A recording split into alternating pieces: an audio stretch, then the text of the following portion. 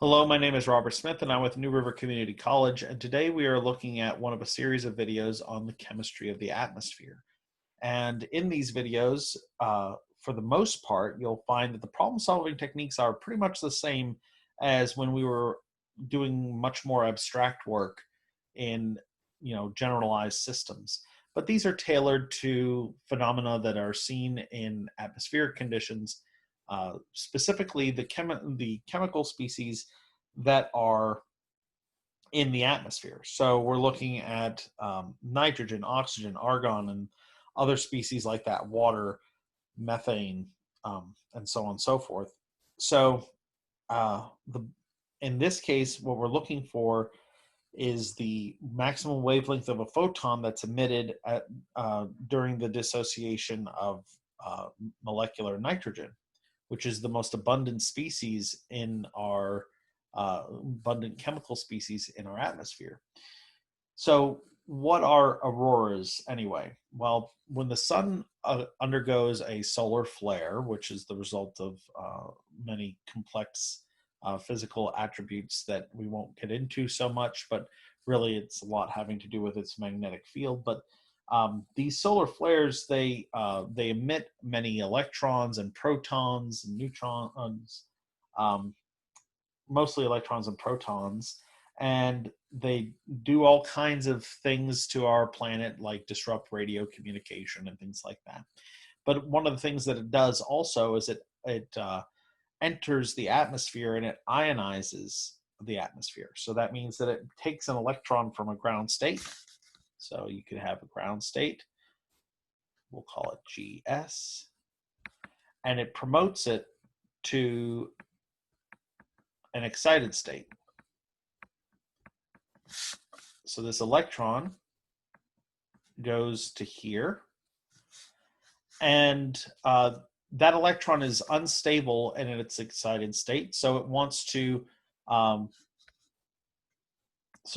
come back down. So let's say that this electron got promoted up to the second level. It wants to come back down. Now it could vibrate and go down to the first level, or it can emit a photon. And in this case, it's emitting a photon, and this photon has some wavelength associated with it.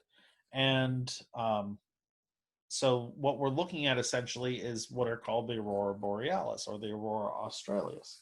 And the aurora borealis, the auroras in general, they have different colors that are associated with different chemical species. So if you have the wonderful opportunity to observe the auroras and you see blue and violet light, that is because of molecular nitrogen ions that are going from an excited state down to its ground state. So it's a little different than N2. It's actually N2 plus, but that's okay for this purpose. We're just going to do N2.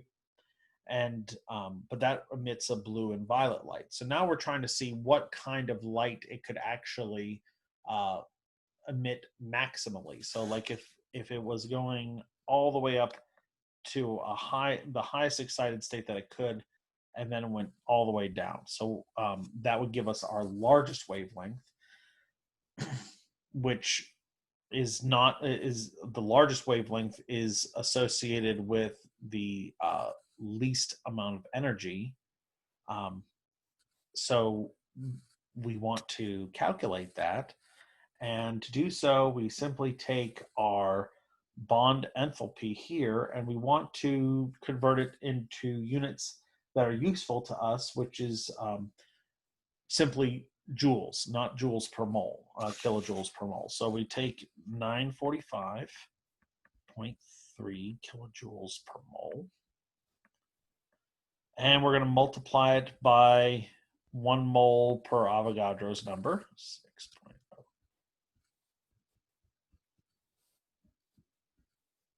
And then we're going to multiply it by the factor to get rid of the kilojoules. So for every 1 kilojoule, we have 1,000 joules. Now, if you do this dimensional analysis correctly, you should end up with 1.57 times 10 to the minus 18 joules. Okay, so that's our energy. So this is going to be our E.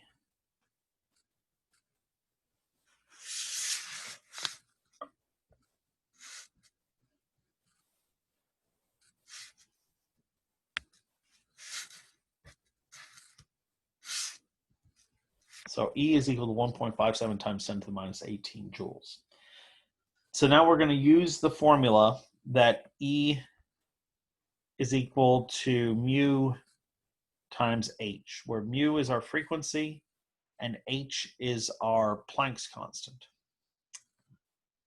So we're just doing this step by step. So we're solving for mu, or nu rather.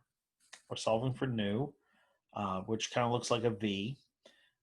So that's E over H.